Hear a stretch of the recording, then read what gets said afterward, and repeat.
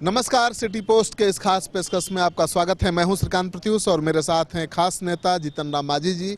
इनसे बात करेंगे क्योंकि अब ये चुनावी साल है, चुनाव बहुत नज़दीक आ गया है।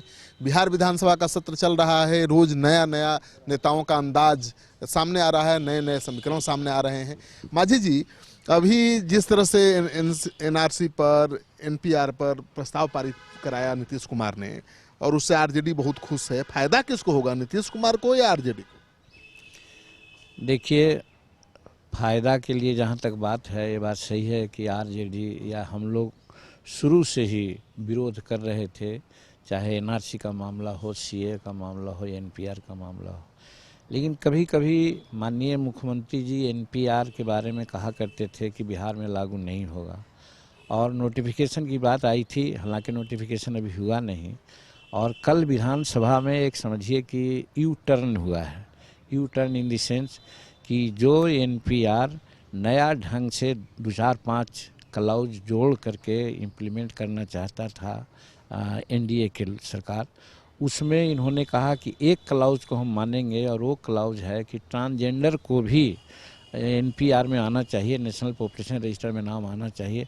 बाकी सबको खारिज करते हुए इन्होंने भारत सरकार को पत्र लिख दिया, और उसके बाद एक प्रस्ताव भी आ गया कि साहब इसी को हम लोग मानेंगे और बाकी NRC NPR हमारे के यहाँ 2010 के अनुरूप ही होगा, और नया स्वरूप में उसको नहीं मानेंगे, सिर्फ और सिर्फ ट्रांसजेंडर को छोड़ करके ये जोड़ते हुए।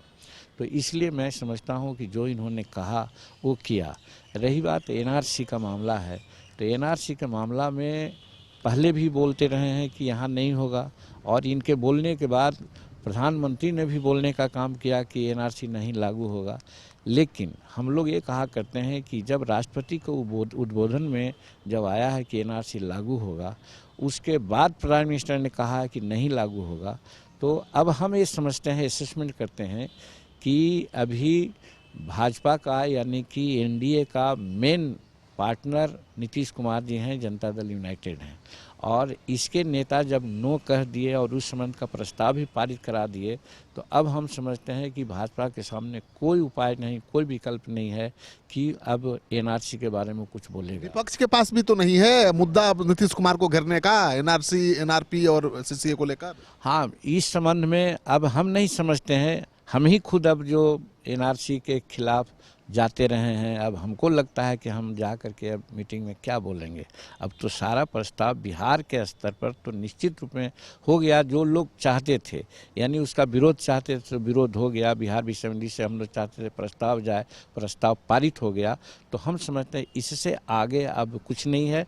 भारत देश स्तर पर भले कुछ होगा वो देखा जाएगा, लेकिन बिहार स्तर पर अब इस तीनों मुद्दा को पुनरावृत्ति करने का कोई आवश्यकता नहीं। लगता है कि नीतीश कुमार ने ये मैसेज दे दिया है कि उनका सेकुलर क्रेडेंशियल बिल्कुल बरकरार है, कायम है? निश्चित रूप में हम तो कल के बाद ये कहने को बाध्य हो गए हैं कि आज जो NDA के विशेष पार्टनर के रूप में नीतीश कुमार जी हैं, तो पहले लगता था कि भाजपा के पीछे लगू हैं, भाजपा जो करती है उसको लोग करते हैं, लेकिन अब यह स्पष्ट हो गया कि नहीं, भाजपा अब इनके अनुसार चलने के बाध्य होगा। अगर नहीं चलेगा तो जाएगा और ये अपना अलग रास्ता अपनावेंगे, जिसमें महागठबंधन में भी आ सकते हैं।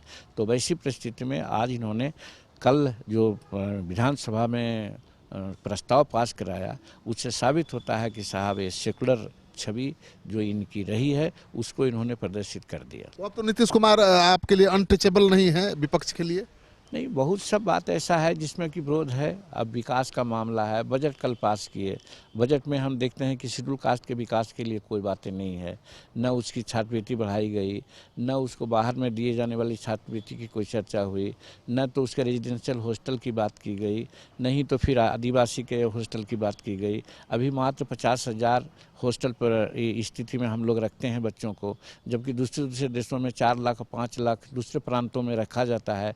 अब बिहार में जब 12 करोड़ हमारी आबादी है और 50,000 लोगों को हम रेजिडेंशियल अकोमोडेशन देते हैं शेड्यूल कास्ट और शेड्यूल ट्राइब्स को, वो ड्रॉप इन एवोशन है। इस पर तो हमारी कहना उन पर रहेगा ही कि बजट का आकार आपने बढ़ाया है।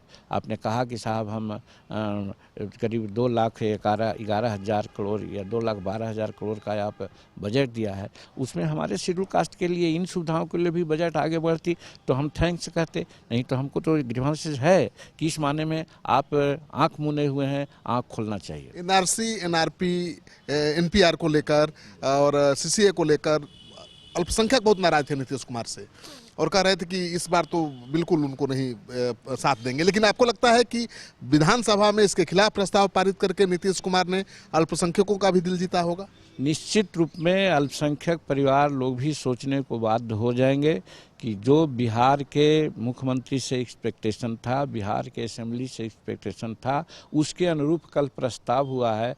तो निश्चित हमारे जो माइनॉरिटी के लोग हैं या हम लोग जो खास करके schedule caste, schedule tribes, OBC के लोग जो हम समझते थे कि एनपीआर जो नया शक्ल में अगर लागू होता तो उससे मुसलमान से ज़्यादा हम लोगों को घाटा हो रहा था। और हम लोग भी अब समझते हैं कि नहीं, जब हमारी बात को उन्होंने समझा तो सिर्फ ट्रांसजेंडर को जोड़ करके बाकी सब क्लाउज को खारिज किया और 2010 का जो स्वरूप है उसके अनुसार आज उन्होंने प्रस्ताव पारित करवा दिया। इससे माइनॉरिटी ही नहीं, schedule caste, schedule tribes, OBC के लोग भी अब सोचने को बाध्य हो गए हैं कि हम लोगों के हित की बात एक करते हैं। नीतीश कुमार को फायदा मिलेगा, राजनीतिक लाभ मिलेगा। अब किनको लाभ मिलेगा तो आगे की बात है, लेकिन अभी वर्तमान परिस्थिति में यही है कि जितना उनसे लोग बायस थे अब वो बायसनेस में जरूर कमी आएगी। तेजस्वी यादव कोऑर्डिनेशन कमेटी बना नहीं रहे हैं, आप कितना अल्टीमेटम दे चुके, क्या करेंगे आप लोग? अभी और समय है, कुछ और समय है, हम लोगों की बातें चल रही है और हम समझते हैं अभी भी आसान भी है कि कोऑर्डिनेशन कमेटी बनेगी। अगर कोऑर्डिनेशन कमेटी नहीं बनेगी तो सवाल है, इंसान एक बार मौका दे सकता है, 2 बार मौका दे सकता है, अनंत काल तक मौका नहीं देगा तो फिर हम लोग को स्वतंत्र रूप में कुछ सोचने को बाध्य होना पड़ेगा। लेकिन अभी भी कुछ समय है और कोऑर्डिनेशन अगर नहीं बना तो फिर हम लोग अल्टीमेटली अपना रास्ता तय करेंगे। आरजेडी को छोड़कर बाकी जो घटक दल हैं एक साथ दिख रहे हैं। शरद यादव के साथ बैठक भी आप लोगों ने की, प्रशांत किशोर के साथ भी बैठक की, क्या गुल खिल रहा है?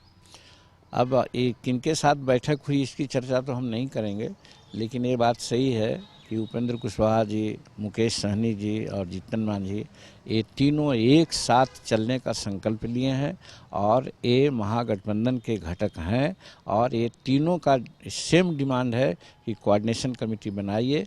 कोऑर्डिनेशन कमेटी बना करके चाहे आंदोलनात्मक कार्रवाई हो या पॉलिटिकल डिसीजंस हो, सब उसी कमेटी के माध्यम से हो। अगर ऐसा नहीं होगा तो फिर जैसे 1 बार, 2 बार, 3 बार कह दिया गया, बार बार नहीं कहा जाएगा। अल्टीमेटली हम लोग कोई निर्णय लेंगे, लेकिन हमको विश्वास है कि जिस प्रकार से भाजपा जिस देश में अनेक प्रकार की बातें कर रही हैं, फिरका परस्ती की बात, समाज को तोड़ने की बात, इससे सचेत होते हुए कोई भी गैर सांप्रदायिक पार्टी के लोग जरूर सोचेंगे कि ऐसी शक्ति को नहीं उभरने देना चाहिए। वैसी परिस्थिति में अपने मन में अगर कहीं कुंठा भी होगी तो उस कुंठा को तोड़ते हुए वो कोऑर्डिनेशन कमेटी बनाएंगे और उसके राय से आगे के काम करेंगे। मांझी जी, जीतन राम मांझी, मुकेश सहनी, उपेंद्र कुशवाहा, तीनों में इतनी एकजुटता है कि एक फैसला ले सके महागठबंधन में बने रहने का या उससे अलग होने का? अभी तक तो है, इसमें कोई शक नहीं। अभी तक तो हम लोग सब तीनों एक साथ हैं, एक साथ हो रहे हैं और भी आगे की कार्रवाई एक साथ होने वो वाली भी करेंगे, एक साथ करेंगे।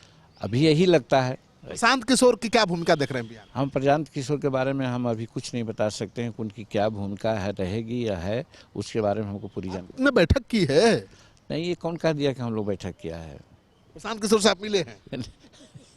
हम झूठ मत बोलिए, आप तो झूठ बोलते ही नहीं है।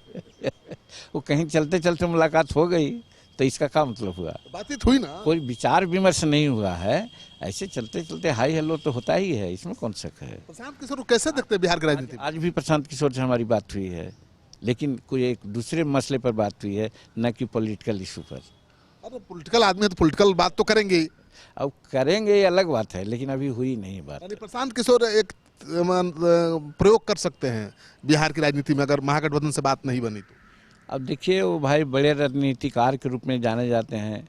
प्राइम मिनिस्टर जो हमारे नरेंद्र मोदी जी हैं, 2014 में इनका सहारा लिए थे, उसके अलावे नीतीश जी सहारा लिए और कई एक राज्यों में उनका सहारा लिए हैं। तो वो जो रणनीतिकार हैं और उनकी ये जो सक्षमता है, इसको कैसे कोई इग्नोर कर सकता है। रही बात हमारी बात, तो अभी हमारी बात पॉलिटिकल उनसे हुई नहीं है और ज़रूरत पड़ेगी तो हम लोग मदद लेंगे या लेना चाहेंगे अगर वो देंगे तो।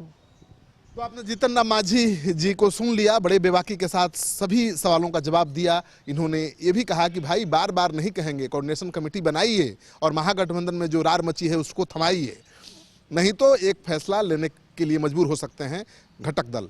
तो एकजुटता दिख रही है जीतन राम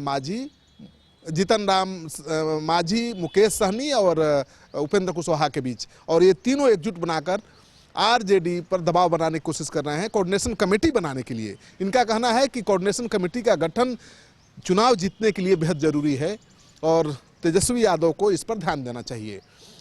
प्रशांत किशोर की भूमिका के बारे में भी मांझी जी ने संकेत दे दिया है कि आने वाले दिनों में उनकी अहम भूमिका बिहार में भी हो सकती है। आपको जीतन राम मांझी का ये साक्षात्कार अच्छा लगे तो इस वीडियो को खूब शेयर करिए दोस्तों के साथ। आप खूब पसंद करते हैं जीतन राम मांझी को, आपका कमेंट भी बहुत आता है, इस बार भी खूब कमेंट दीजिए। आपका सहयोग समर्थन लगातार सिटी पोस्ट को मिल रहा है। हम लगातार आपके लिए मांझी जी को लाते रहेंगे। धन्यवाद।